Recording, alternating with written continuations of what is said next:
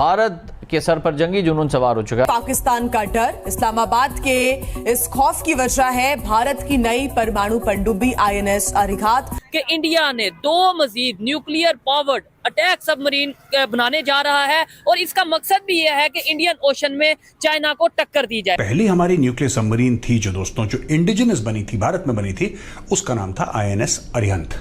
अब INS अरिघात आ रही है और इससे भारत की नेवी और ज्यादा मजबूत होगी। और पिछले 24 घंटे से इस्लामाबाद में अरिघात की चर्चा हो रही है। असल में पाकिस्तानी सेना ने परमाणु पनडुब्बी का नाम तो सुना है, लेकिन उसके पास इसे बनाने या फिर खरीदने के पैसे नहीं है। भारत जो है वो दिफा में बहुत ज्यादा पैसा लगा रहा है और खिते में जो ममालिक हैं उनको परेशान कर रहा है। आज़म नरेंद्र मोदी की काबीना ने इब्तदाई तौर पर 2 एटमी हमलावर आबदोजों को भारतीय बहरिया में शामिल करने की हतमी तौर पर मंजूरी दे दी है, जिसका वाहिद मकसद पाकिस्तान और चीन का मुकाबला करना है। लेकिन मेन थ्रेट, जो प्राइमरी थ्रेट आज की तारीख में हमारा नेशनल सिक्योरिटी apparatus समझता है, वो पाकिस्तान को न समझते हुए वो समझता है चाइना को।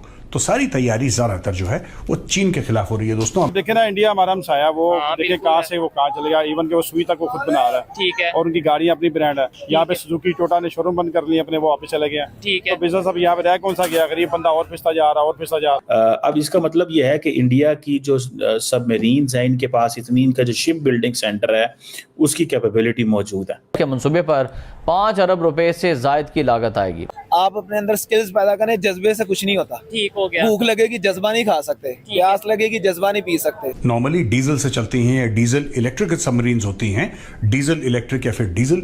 ये जो सबमरीन है ये ना डीजल से चलती है ना इलेक्ट्रिक से चलती, ही न्यूक्लियर पावर से है, और इसके अंदर न्यूक्लियर मिसाइल्स भी होती हैं। बेसिकली हम सब ने अमेरिका का थूका हुआ खाया हुआ है। सर ज्यादा कड़वी बात कर रहे हैं आप। तो ठीक है, जब बोल दिया तो फिर बोल दिया।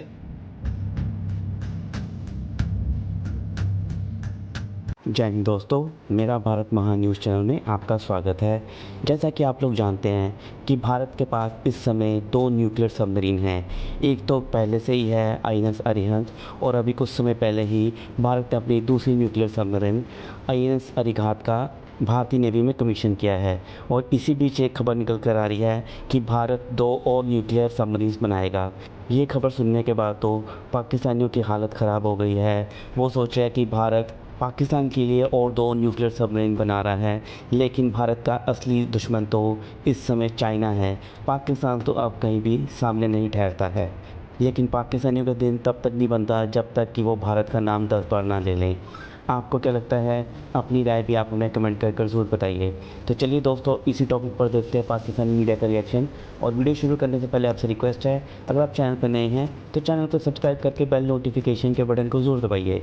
तो शुरू करते हैं आज का वीडियो। जय हिंद, जय भारत। पाकिस्तान की बात करते हैं। खबर ये आ रही है कि भाई इंडिया अपना जो सा समझ लें कि न्यूक्लियर पावर्ड अटैक सबमरीन बनाने जा रहे हैं 2 मजीद। पहले भी उनके पास हैं, पहले भी सबमरीन उनके पास हैं।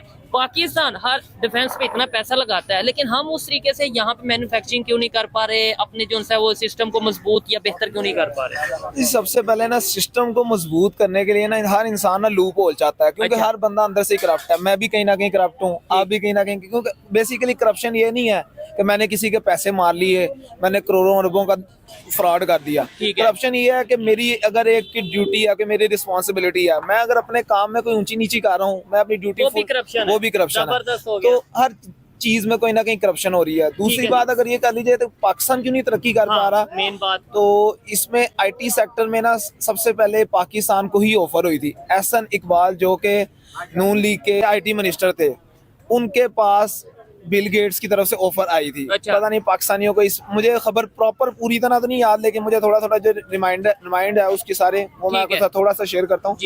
उसमें IT पार्क के नाम से बेसिकली यहाँ पे हाउस बनना था, सारा कुछ होना था, सेटअप होना था। तो हमारे माशाल्लाह जो IT मिनिस्टर उस टाइम एहसन इकबाल साहब थे, वो कहते थे यार IT पार्क बनाने की क्या जरूरत है। वो IT पार्क को दूसरे सिंपल पार्क से कंपैरिजन कर रहे थे कि यार पार्क क्यों बनाना है, यहाँ पे IT के लिए पार्क क्यों की जरूरत है। ये तो हमारा नॉलेज है, ये हमारा कैरेक्टर है। बेसिकली जिसको जिस चीज का नॉलेज नहीं है उसको उस चीज की मिनिस्ट्री पढ़ाई हुई है। IT पार्क फिर पाकिस्तान में नहीं बना तो क्या उसका वो फिर देखें, जब आपके पास वो कहाँ बना? इंडिया में गया फिर वो, ठीक उसके है। बाद। और आज आप इंडिया के हाल देख लें और हमारा हाल देख लें, किधर तक है हम। आज हमारी क्या पोजीशन है इंटरनेशनल लेवल पे और इंडिया की क्या पोजीशन है इंटरनेशनल लेवल पे, इसका आपको अगर एक लाइन में जवाब देना पड़े, क्या जवाब देंगे? जिस मर्जी सेक्टर की कंपनी उठा के देख लें, आपको उनकी हेड सीट्स पे ना इंडियन मिलेंगे। अच्छा। और पाकिस्तानियों को ना मेरे ख्याल से लेबर टाइप की जॉब रखने के लिए भी ना उन्होंने 10,000 उन्होंने वो एलिगेशंस लगाई हुई हैं। आप ये डिग्री प्रूव करा के आए, आप ये लेके आए, आप एनओसी लेके आए, तो ये आप। और इंडिया हेड सीट पे सीईओ, हेड ऑफ डिपार्टमेंट्स, ठीक है। बड़ी बड़ी सीटों पे आपको इंडिया के बंदे मिलेंगे। ठीक है। और उसमें एजुकेशन मैटर करती है, ये नहीं हम कह सकते कि अच्छा, कुछ लोग ये भी कहते हैं कि यार वो ना दरअसल नॉन मुस्लिम वो हिंदू हैं, वो दूसरे भी काफिर हैं, वो मिल के जो है ना वो ये इसलिए आपस में एक दूसरे को सपोर्ट करते हैं। पाकिस्तान वाले मुसलमान हैं, जज्बा बहुत है, तो ये पाकिस्तान को आगे नहीं आने देना चाहते। आपको लगता है ये चीजें मैटर करती हैं? नहीं कि आपकी कंपनी हो, इंटरनेशनल कंपनी हो, आपको ये नजर आ रहा हो कि ये हिंदू है और ये मुस्लिम है, लेकिन मतलब ये है कि ये मेरिट पे है, हिंदू मेरिट पे और मुसलमान मेरिट पे नहीं है, फिर भी आप कहेंगे नहीं ये मुसलमान मेरा भाई है, इसे रख ले। बिजनेसमैन को सबसे पहले ना अपना बिजनेस दिखता है, मजहब उसको मजहब नहीं दिखता। ठीक है, आप अपने अंदर स्किल्स पैदा करें, जज्बे से कुछ नहीं होता। ठीक हो गया। भूख लगेगी जज्बा नहीं खा सकते, प्यास लगेगी जज्बा नहीं पी सकते। भारत जो है वो दिफा पे बहुत ज़्यादा पैसा लगा रहा है और खिते में जो ममालिक हैं उनको परेशान कर रहा है। अभी भारत की जो यूनियन गवर्नमेंट है, सेंट्रल गवर्नमेंट है, उसने कहा है जी कि 2 न्यूक्लियर सबमरीन्स बनाई जाएं। 31 जो प्रीडेटर ड्रोन्स हैं उनके भी ऑर्डर दिए हैं। और ये अभी कल या आज मेरे हाँ कल शायद जो गवर्नमेंट ऑफ इंडिया है उसने ये अप्रूव किया है कि 2 इंडिजिनस न्यूक्लियर सबमरीन्स बनाई जाएं। 31 ड्रोन्स जो हैं अमेरिका से लिए जाएं नेवल कैपेबिलिटीज के लिए, फॉर दी नेवल कैपेबिलिटीज। अब ये एक इंडिया की है cabinet committee on security, cabinet committee on security Bharat की है। ये लार्जली प्राइम मिनिस्टर साहब इसको भारत के करते हैं।